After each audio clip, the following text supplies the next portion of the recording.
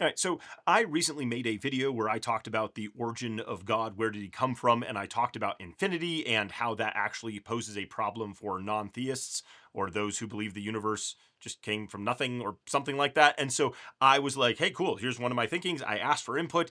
People didn't give it to me. That's fine. Nobody watches my content anyway. That is totally okay. But then YouTube got me a video from Rationality Rules from a while ago where he talks about this very problem with claiming that infinity is a problem for naturalists. And I was like, what? What did I miss? Let me watch this. So he starts out by saying that a lot of apologists rely on little substance to make a lot of claims that are bold and all this stuff, and that they rely on people who don't know anything to make their claims. So instead, he comes in and he says, okay, these are people without a degree in math, physics, or philosophy, which is very true of me.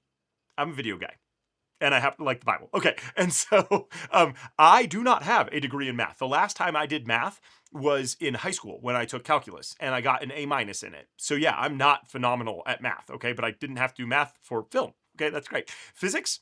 Yeah, that was as a junior in high school. Yep. And then philosophy. I took one philosophy course in college just for fun. It was like for non philosophy majors. And I had a blast talking to people. And I had a philosophy major roommate that we never talked about things. And I had a philosophy major coworker, and we talked about philosophy a little bit. And I just don't understand philosophy. And I've admitted this many times before, especially when talking about Alex O'Connor, who knows philosophy, and he would eat my lunch. I've said this many times for that. Okay. So he then goes after Frank Turek for him claiming that infinity, right, has no end, and that you can't add to an infinite.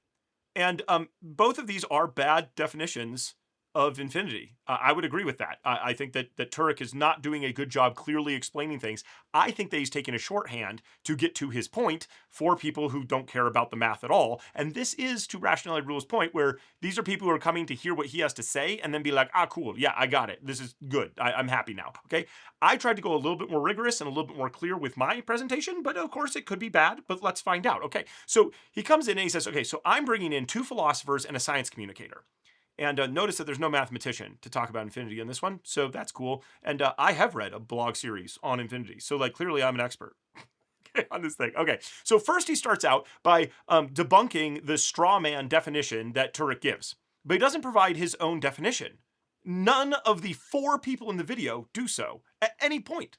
And that is really disappointing. I provided one, I believe, and I'll just say that infinity is when you have a non-ending set of numbers that also therefore have no beginning. Okay, we're going in both directions. We are not talking about array, although that it can be infinite. That is infinite. But I'm talking about a full line, right? A true line in a mathematical sense. If I'm remembering from many years ago that a line is infinite in both directions. I think that's what we're going with, because this gets into the real point of everything. Because otherwise, we do have a beginning, right? That's actually literally his point. Okay, and I'm not going to camp on this like monkeys into humans jab that he makes, because it makes perfect sense that people get confused by that. Just look at the iconography for evolution, but we're going to leave that aside for just a minute.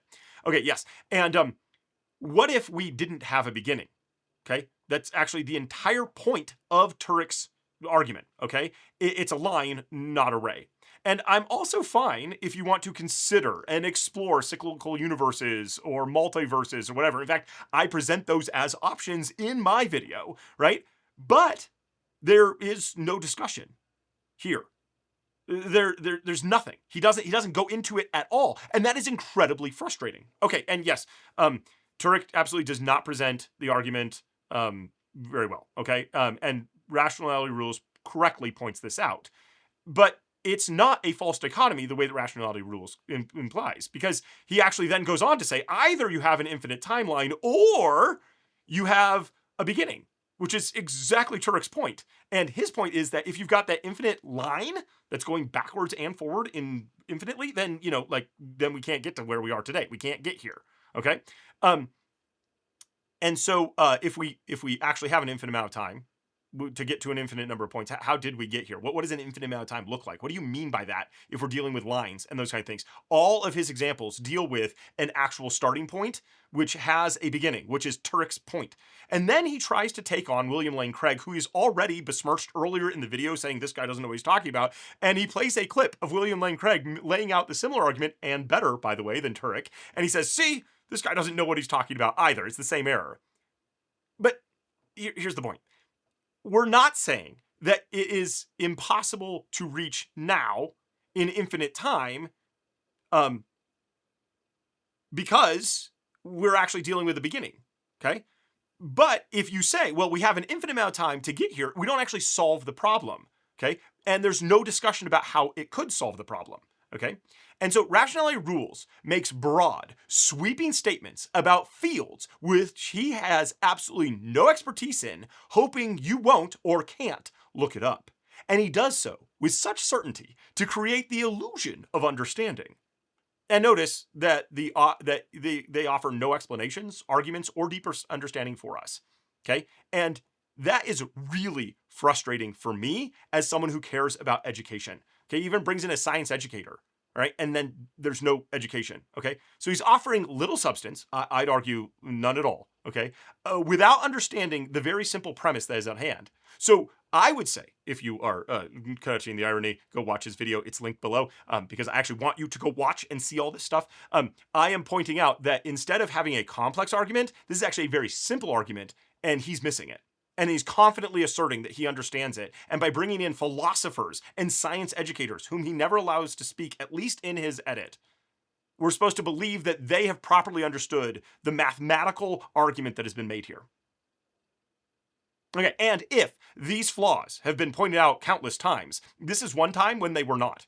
And Rationality Rules offers no pointers to where it has been.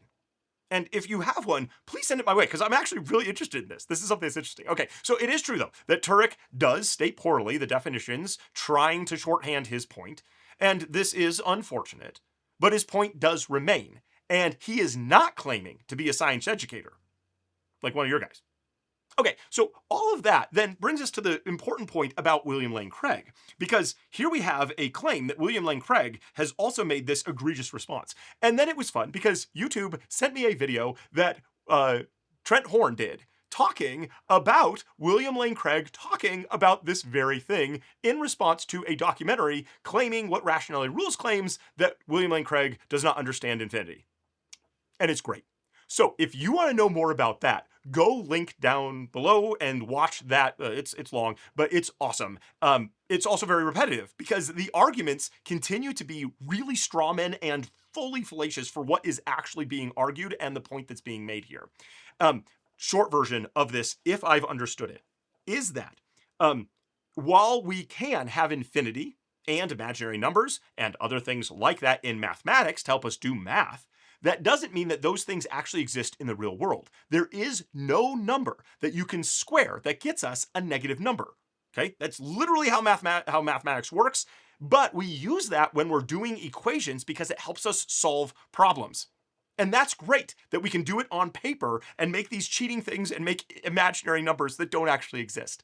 And similarly, we have made imaginary situations involving infinity, which is, in a way, an imaginary concept that we have here that allows us to deal with things that are awesome and really complex and fun, but that don't actually work in the physical, real world. You can't actually have an infinite amount of stuff here, or an infinite amount of time here.